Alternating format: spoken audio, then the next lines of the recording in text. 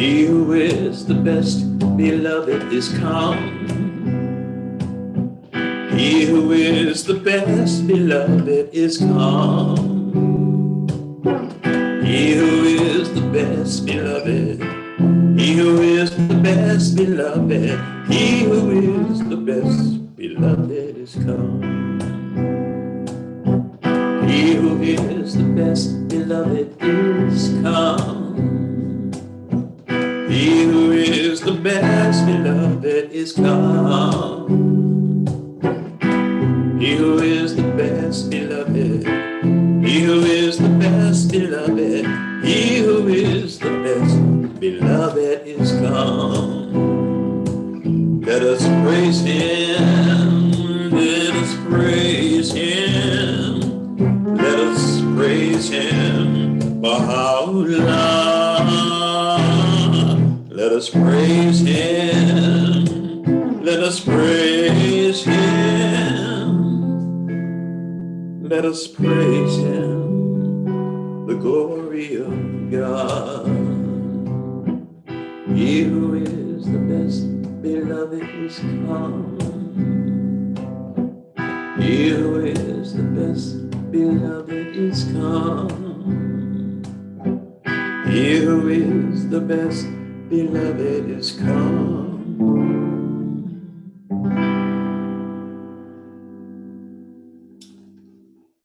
Well, good morning, everyone.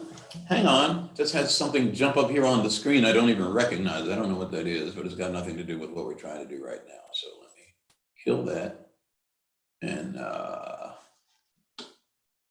hang on, maybe if I just, okay, it's gone now. Hope everyone is doing well this morning. Hello, everyone out there in Facebook land, whether you're joining us at the time of our, making this devotion or having this devotion, or even at a later time. Hello, hope everyone is doing well. How you doing? I just draw a total blank. Tarane, how you doing? And Farah and Gilbert. And as you can see, if you've joined us before, you can see I am here all alone again.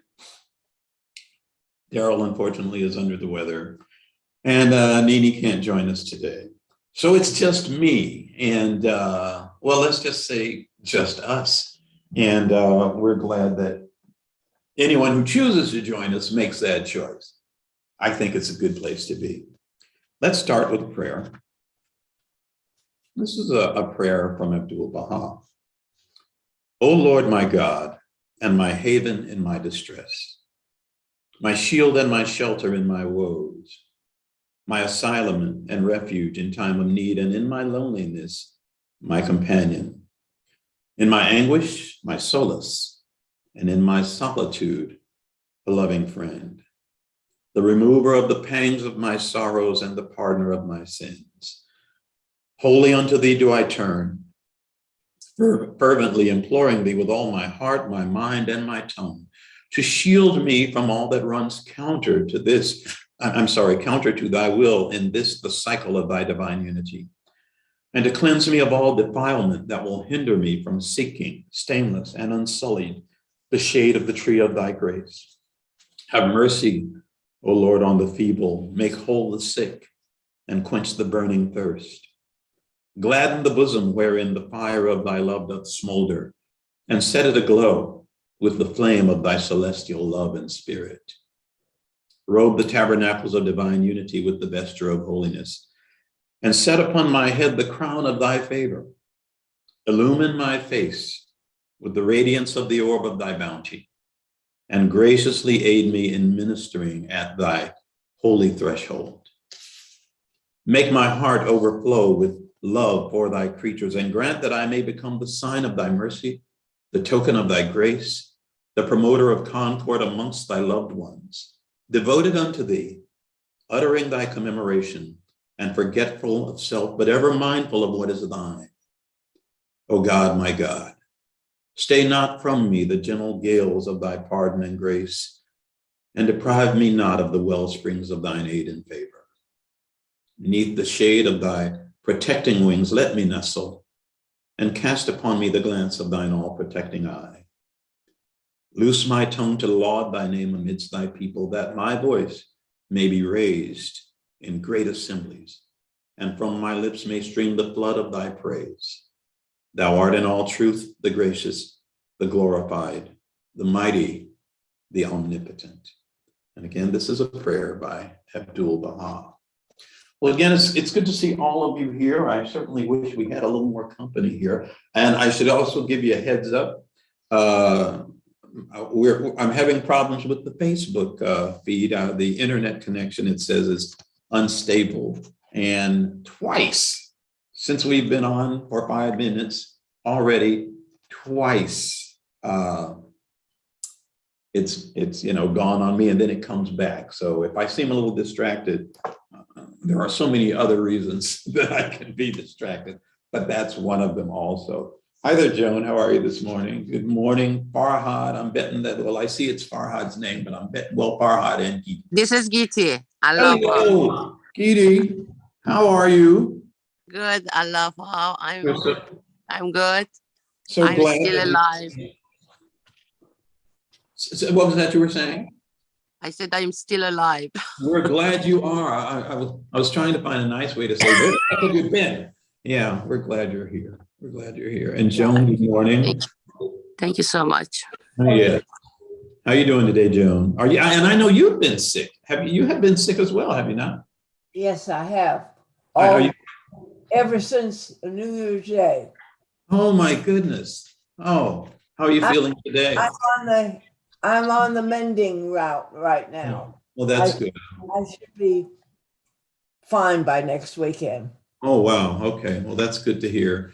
Daryl's under the weather too. You can see he's not here with me. And yes, Nini is under a pile of work is what she is under. And we have Sue here. Good morning, Sue. How are you doing? We're glad that you're here. Good morning. We hope you're feeling well. Are you feeling well, Sue? Well, I think I'm getting over COVID. So you're getting over COVID too? Oh my goodness, folks. We got to keep praying. We got to keep praying and stay safe. Do everything we have to do to stay safe. I had a rather involved conversation with my son this morning about the importance of doing everything that we are told to do, but also working to try and keep ourselves healthy and so forth. Every little bit helps. I am of that opinion that we should do everything we're told to do as far as helping to fight this virus.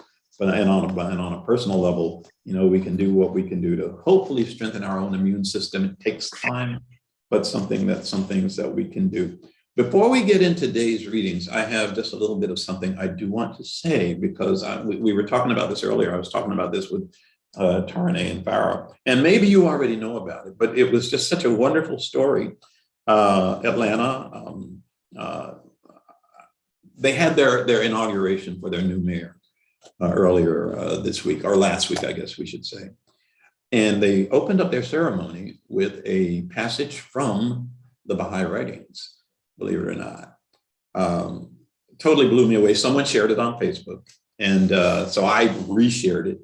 But yeah, it was the hidden word, know ye not why we created you all from the same dust, that no one should exalt himself over the other. And they did name the source. I just thought that was wonderful. And so I thought I'd share that with you. Moving forward, as you know, today we are, as usual, reading from the book, The Proofs of Baha'u'llah's Mission, The Proofs of Baha'u'llah's Mission. And we are today, again, coming from chapter 24. Today's chapter is about prophecy. We call them messengers of God, manifestations of God, and prophets. What do prophets do? Among other things, they prophesy. They tell of things to come. And Baha'u'llah, in that regard, is no different. And so, for anyone who's still wondering, is Baha'u'llah a manifestation of God? Was he a prophet? You'll hear about things that Baha'u'llah prophesied and even told the people who were at the center of these prophecies, told them And in most cases, they were not heeded. And exactly what Baha'u'llah foretold did come to pass. So we're going to go ahead and start. Today's readings are all coming from Baha'u'llah and Abdul Baha. And so again, we're starting with chapter 24, page 126, from the proofs of Baha'u'llah's mission. And so let's start with this passage from the Baha'u'llah's epistle to the son of the wolf. And again, remember, this is about the prophecies of some prophecies of Baha'u'llah. And the main thing being, as stated in the title, he foretold things to come. He foretold things to come is the title of the chapter. And so in this first passage, Baha'u'llah says, in the sayings of him who is the Spirit, for anyone who's wondering, who's that a reference to? Well, here in parentheses, it says Jesus.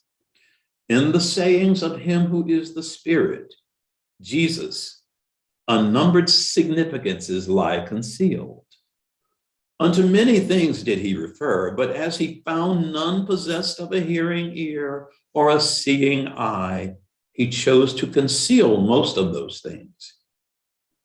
Even as he saith, but ye cannot bear them now. Ye cannot bear them now. That dawning place of revelation, again, that's a reference to Jesus again. That dawning place of revelation saith that on that day, he who is the promised one will reveal the things which are to come. On that day, he who is the promised one will reveal the things which are to come.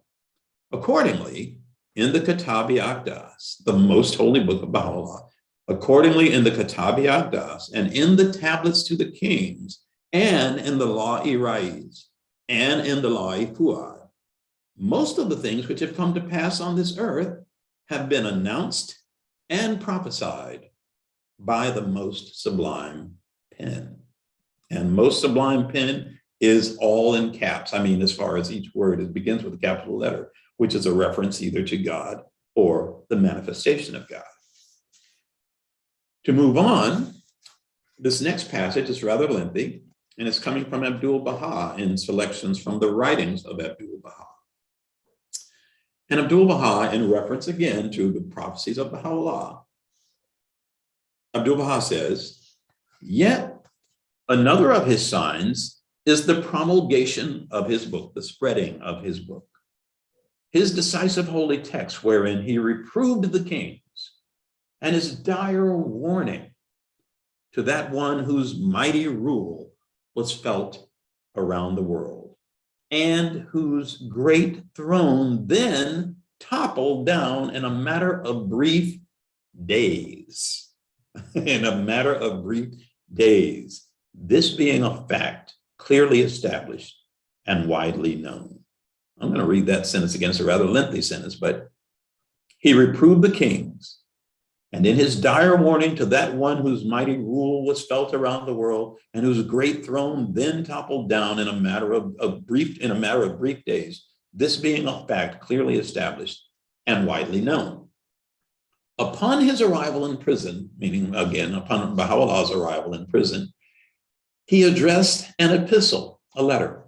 Upon his arrival in prison, he addressed an epistle to Napoleon, which he sent through the French ambassador. So this is Baha'u'llah writing to Napoleon. The gist of it was, ask what is our crime and why we are confined in this prison and this dungeon. And Napoleon made no reply. So a second epistle was issued, which is contained in the Suri-i Hakal. The epitome of it is this, and this is a quote from that letter.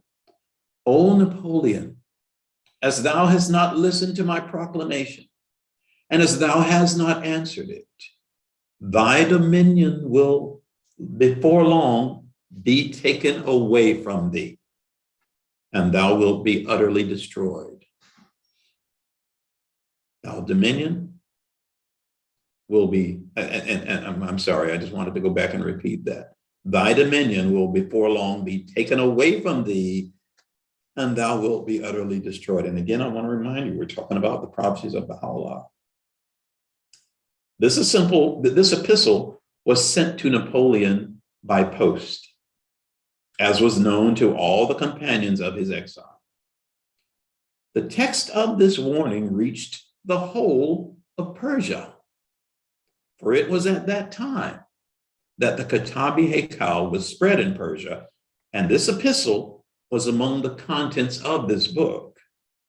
This happened in AD 1869, and as this Suri-i Haikal was circulated in Persia and India and was in the hands of all believers, they were waiting to see what would come to pass. Well, not long after, in AD 1870, this is all, on the historic record, not long after, in AD 1870, the war between Germany and France broke out. And though no one at that time expected the victory of Germany, Napoleon was defeated and dishonored. He surrendered to his enemies, and his glory was changed into deep abasement. Wow. Baha'u'llah sent this message out in 1869, and in less than a year later, it all came to pass. Tablets were also sent to other kings. Briefly, all that was recorded in the tablets to the kings is being fulfilled. If from the year AD 1870, we compare the events that have occurred, we will find everything that has happened has appeared as predicted. Only a few remain, which will afterward become manifested. 60 years ago, this is again coming from Abdul Baha and selections from the writings of Abdul Baha, but it says here, at the time, this was 60 years prior. 60 years ago, Baha'u'llah rose up, even as the day star over Persia. He declared that the skies of the world were dark, that this darkness boded evil, and that terrible wars would come. From the prison at Akka, he addressed the German emperor in the clearest of terms, telling him that a great war was on the way and that his city of Berlin would break forth in lamentation and wailing. Likewise, did he write to the Turkish sovereign, although he was that sultan's victim and a captive in his prison. I'm going to read that again. Likewise, did he write to the Turkish sovereign, although he was that sultan's victim and a captive in his prison. That is, he was being held prisoner in the fortress of Akka, and clearly stated that Constantinople would be overtaken by a sudden and radical change so great that the women and children of that city would mourn and cry aloud. In brief, he addressed such words to all the monarchs and the presidents, and everything came to pass exactly as he foretold. And I keep saying it because I want to remind you, what we're talking about today is the fact that Baha'u'llah, of course, was a prophet, and these are some of the things that he prophesied that would come to pass. Now, they're using probably a less religiously weighted word, Baha'u'llah foretold. I'm the one saying prophesied because that's what prophecy is. You are foretelling what is to come, and that is exactly what Baha'u'llah did. To continue on, and this is coming from Abdul Baha's promulgations of universal peace. But Baha'u'llah upheld the banner of the cause of God while he was in a dungeon, addressing the kings of the earth from his prison cell, severely arraigning them for their oppression of their subjects and their misuse of power. There is a hidden word we've stated before. I don't remember the opening. I think it's O Son of Spirit. But he goes, the best beloved of all things in my sight is justice. Turn not away therefrom, if thou desirest me. And neglect it not, that I may confide in thee. By its aid thou shalt see with thine own eyes, and not through the eyes of another. And thou shalt know of thine own knowledge, and not through the knowledge of thy neighbor. And this is basically, that's the spirit that this is written in. The best beloved of all things in my sight is justice. And what is Baha'u'llah saying to these leaders? Baha'u'llah upheld the banner of the cause of God while he was in a dungeon, addressing the kings of the earth from his prison cell, severely arraigning them for the oppression of their subjects and their misuse of power. The letter he sent to the Shah of Persia under such conditions may now be read by anyone.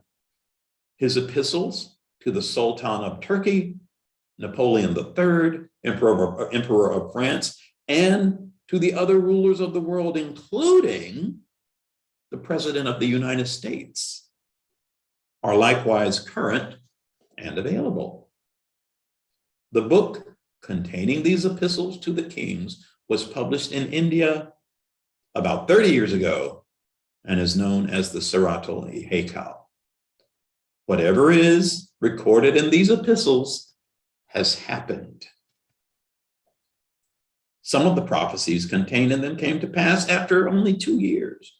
Others were fulfilled after 5, 10, and 20 years.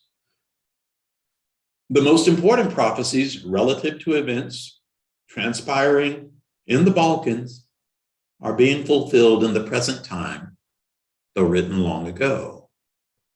For instance, in the epistle which Baha'u'llah addressed to the Sultan of Turkey, the war and the occurrences of the present day were foretold by him. These events were also prophesied in the tablet he addressed to the city of Constantinople, even to the details of happenings now being witnessed in that city. I don't know what's going on. Excuse me, I have to stop for just a second here, and it might be a good place to stop and have a song anyway, but something's going on my screen here, and I don't know why that's happening. There we are. There we are. And I think that, with all of these references to the prison in which Baha'u'llah was being held while he was making these prophecies that have since come to pass, maybe it wouldn't be a bad idea to sing about that prison and Baha'u'llah's time in that prison. There was a light shining in Makkah. There was a light, it shone all around, a new revelation of God's loving guidance. One holy light, it lit up the night, the world streaming down. So many souls sharing the journey. So many souls seeking the light, hearing a voice whispering inside them, heeding the call, risking their all to do what was right. But so many tried to stop it from flowing. So many tried to put out that fire,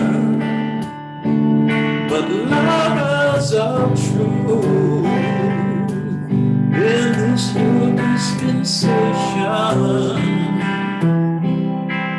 knew they had found God's love come down.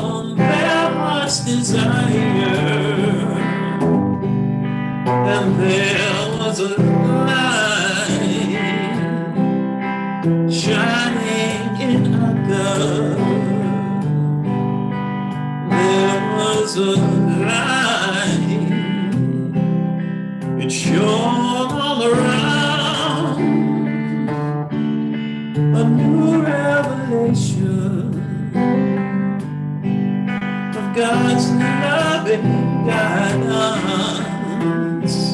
One holy night lit up the night, the words streaming down. One prison cell made oh so holy, God's revelation. There in the dark, this sun of truth, this blessed beauty, bringing God's love from up above into our hearts. And there was a light shining in our God. There was a light, it shone all around, a new revelation of God's loving guidance. One holy light lit up the night, the words streaming down. One holy light lit up the night, the words streaming down. One holy light lit up the night, the words streaming down.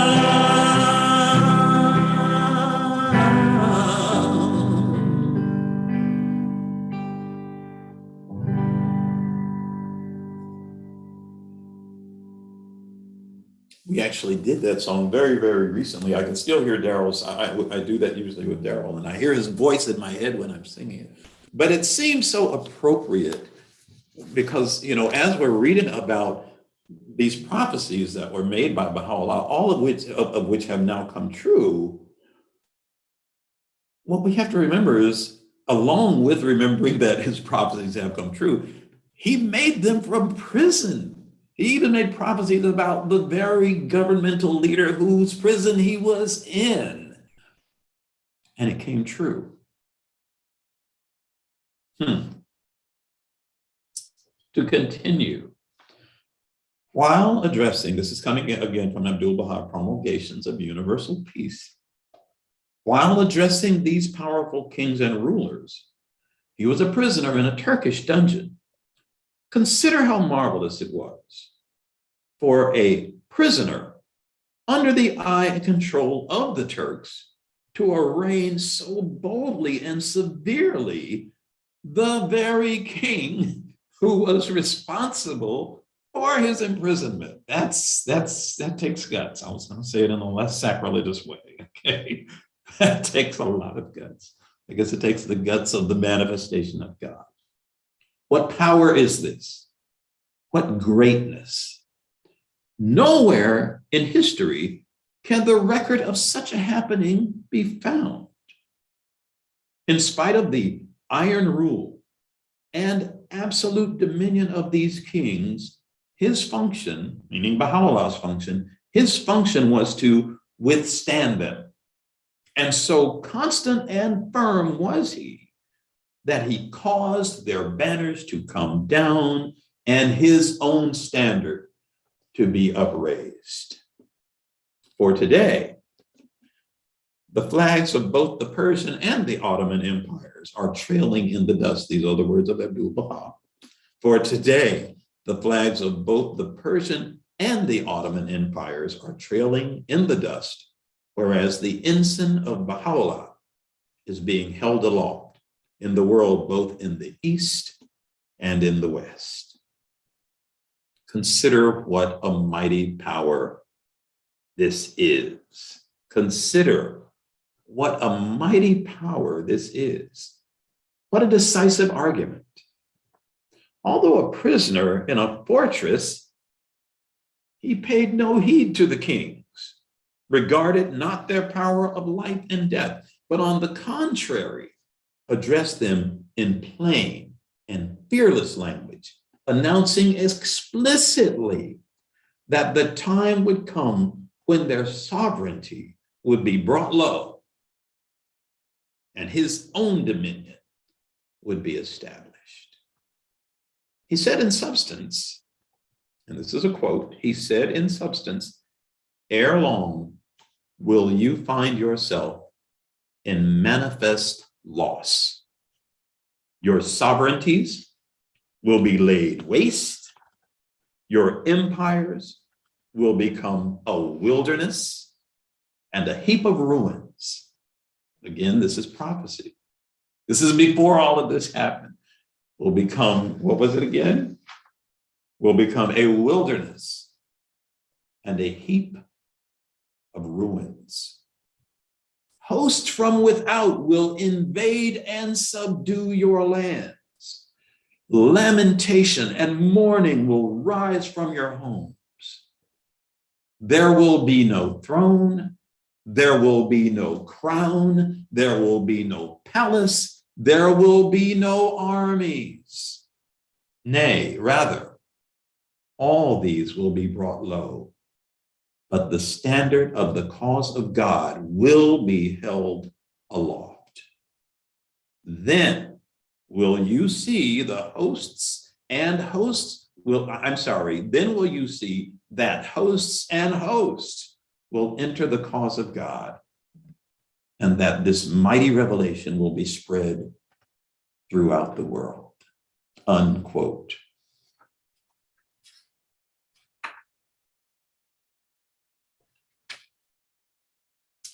mean, that's a long sentence. But I mean, think about how just, again, how the power that's in these from a prisoner, the power, how powerfully and how definitively, how fearlessly this is being stated.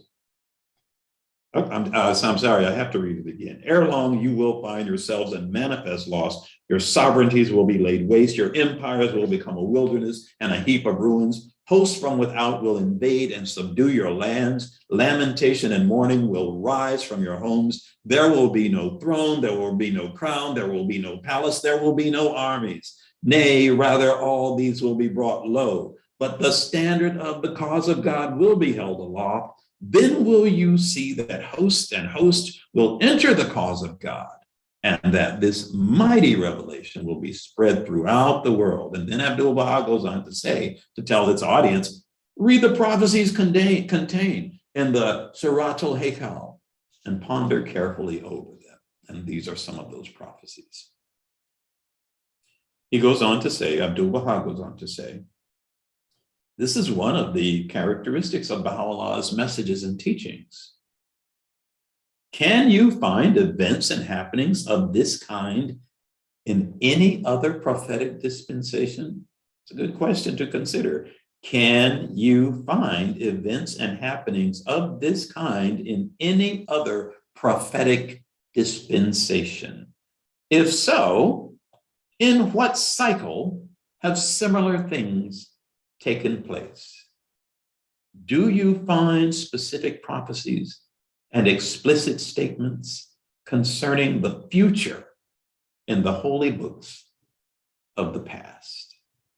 Do you find such specific prophecies and explicit statements concerning the future in the holy books of the past?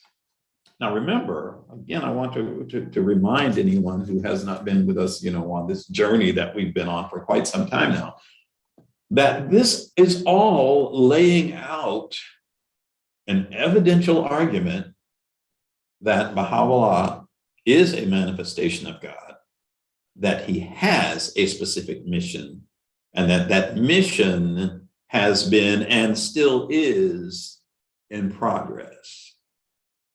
And it's all laid out in this book. And in the evidences that are given, we begin with generalities that are saying that there are certain things that apply to all the manifestations of God, that all the messengers of God have some similarities about them, about their, about the things that they go through, and about what validates them as messengers of God, as manifestations of God. What are things that we can see and, we can attest to as, this is a sign that this being is a manifestation of God. And so that's what this chapter is about in this particular case. One of the proofs that Baha'u'llah is a manifestation of God is that he foretold things to come. And Abdul-Baha lays out, based on those epistles, those letters that the Baha'u'llah wrote to various rulers around the world. These are the things that are going to happen. There's one more passage I'm going to read here. But again, I look at these questions that are being asked by Abdul-Baha, the son of Baha'u'llah, who anyone doesn't know. I mean, it's like almost like a dare. It's like, if you can, then show it.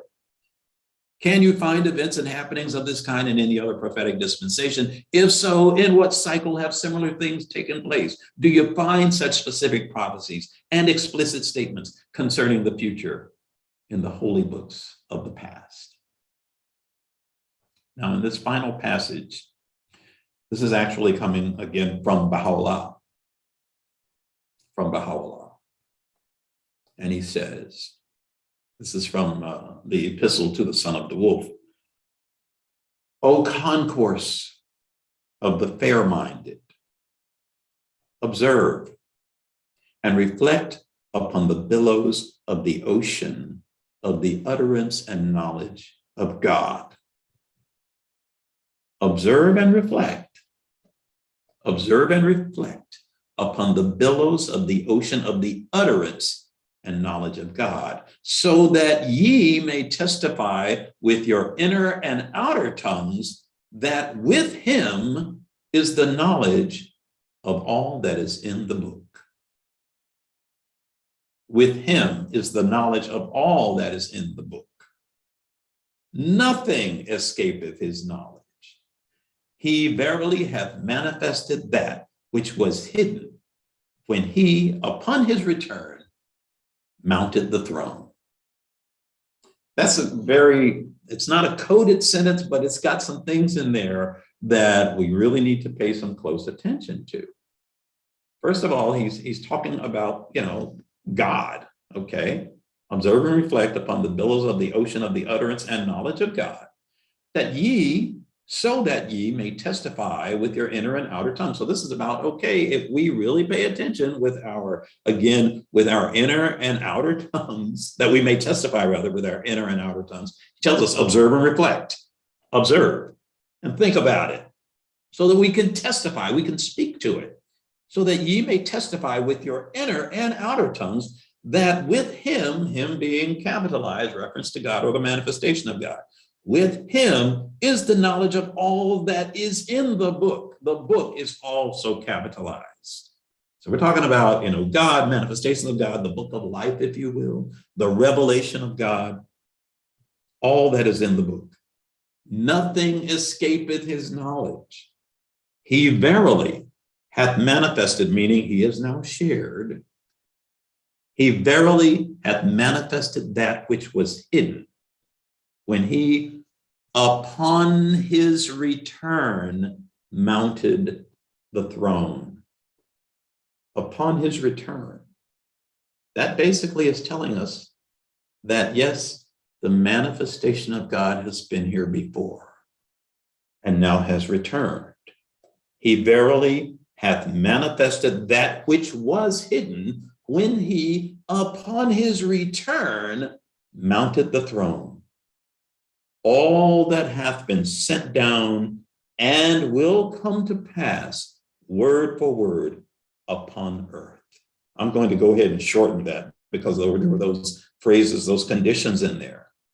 He verily hath manifested all that hath been sent down. I'm sorry, he verily hath manifested that which was hidden, and all that hath been sent down hath and will come to pass word for word upon the earth.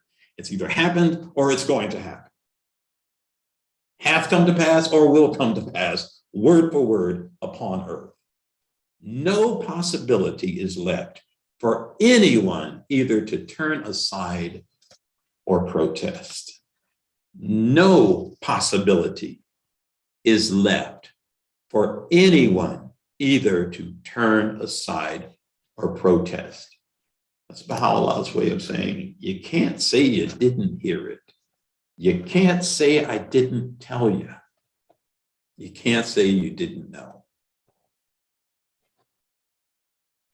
Again, this is from the proofs of Baha'u'llah's missions. He foretold things to come.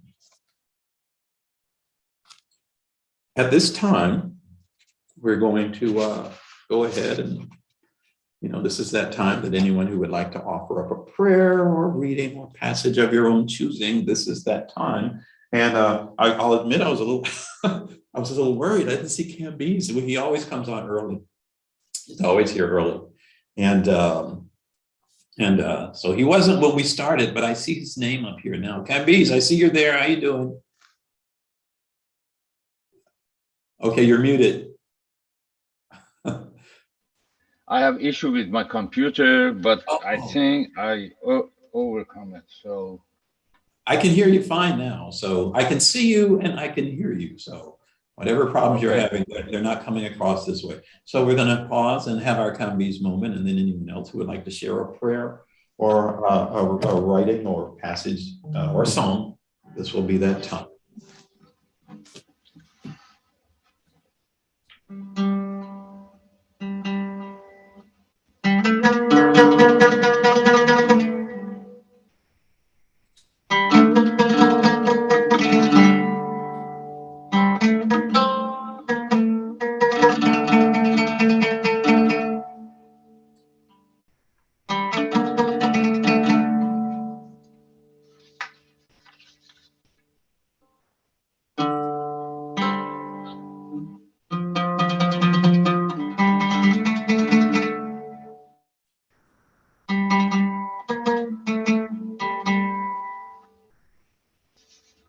oh, Son of a Spirit,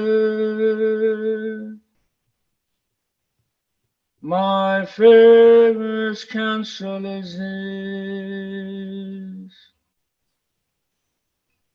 possess a pure, kindly, and radiant heart,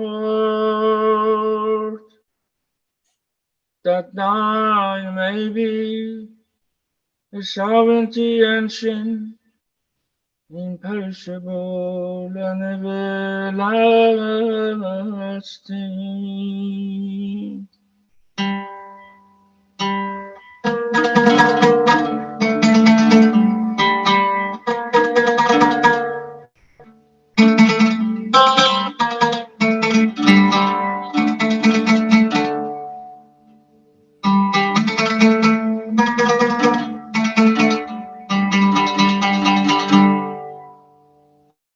Thank you. And thank you, Camby's. Thank you very much. Thank you. Is there anyone else who would like to share? That was beautiful, wasn't it? Is there anyone else who would like to share? ای عزیزان عبدالبها، هرگاه غمی دارید آزار میبینید، به شما جفا میکنند و ستم روا می‌دارند، شما بزرگوار و دلیر و مهربان باشید و این مناجات را با عبدالبها در میان نهید. هولا ای پروردگار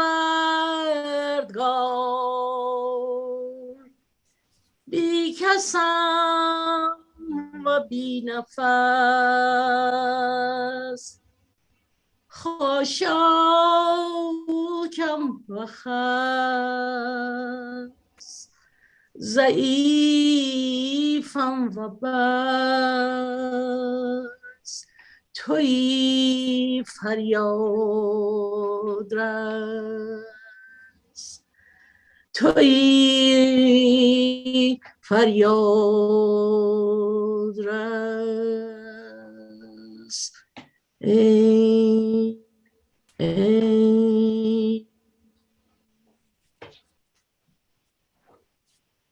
Thank you, Ziva. That was beautiful. Thank you. Is there anyone else who would like to share?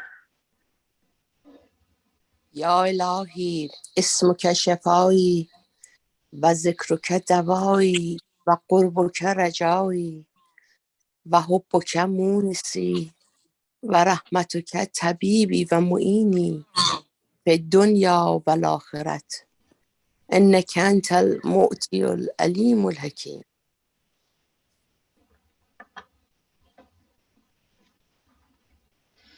Thank you, Giti.